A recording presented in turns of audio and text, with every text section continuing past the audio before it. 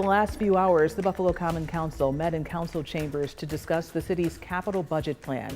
It was a list of projects proposed by Acting Mayor Chris Scanlon. One major concern was the amount of borrowing the city would have to do to accomplish everything that it wants.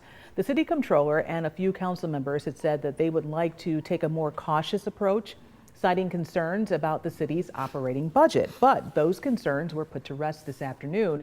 The capital plan was approved almost unanimously, and we are joined in studio now by the Acting Mayor Chris Scanlon.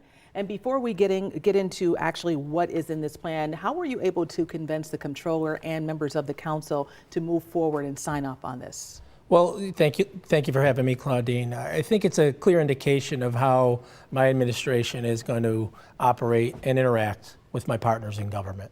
You know, one thing we did was make sure we get out in front of this and talk to my colleagues on the council, the comptroller's office, to make sure everyone was on the same page, everyone knew what was going on, so there were no surprises. And that's how we'll continue to operate. We'll make sure we're being as communicative as possible, and I think that's what lends itself to success at the end of the day. And I thank my colleagues in government and the council members for passing the budget today. Yeah, because not too long ago, you were right there on that body with them. But this budget, this capital budget, is being called historic. Why?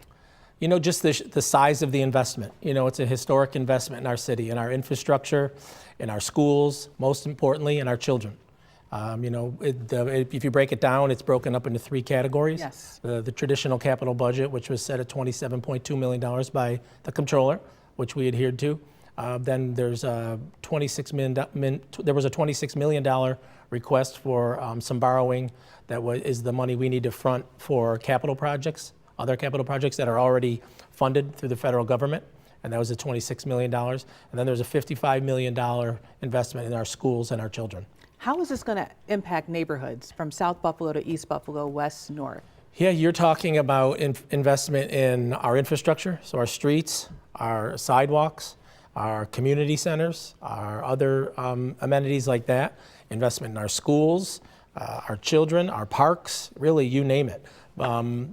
Investment like that in our everyday amenities. But then when you talk about the money we borrowed, the $26 million ban that was leveraging the $200 million in investment, you're talking about multi-million-dollar infrastructure projects. And I'm Main sure, Street, Middle Main, yeah, Jefferson Avenue, Bailey Avenue. So these are huge commercial corridors that are the lifeblood of our community. What are we going to see on Middle Main as a result of this? Yeah, on infrastructure overhaul. Yeah. You know, much like Jefferson Avenue, Bailey Avenue, that's what we're going to continue to do. Look to invest in every corner of the city of Buffalo to make sure that residents in every corner of this city are represented, that they're served and they're delivered for.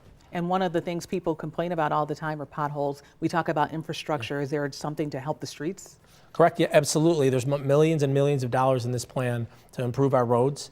Obviously, as a long 12-year council member, I've certainly heard complaints in the past about the quality of the roads, things of that nature, sidewalks. So there's millions and millions of dollars in here. And at the end of the day, there was a $27.2 million cap set on our borrowing for the capital budget by the comptroller. The only way we exceeded that was the $900,000 that's associated with the issuance and interest associated with that $26 million for the capital projects that the federal government is funding. Aside from that, the $26 million and then the school's money is all reimbursed.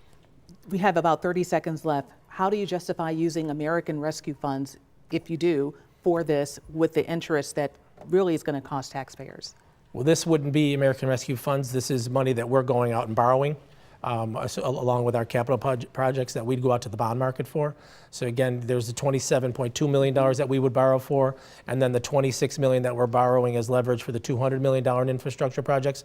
The only money there is the $800,000 or $900,000 associated with the issuance of the bonds and then the interest that we would pay. So you're talking $900,000 for $200 million worth of projects, which directly and indirectly turns into $1 billion worth of economic impact. And that's why you say it's worth it. We appreciate you for coming on the 530 today Thank you for having me. Clear it up and to put it out there for the people. Thank you. This is Acting Mayor Chris Scanlon. Thanks again for coming on the 530. Coming up next.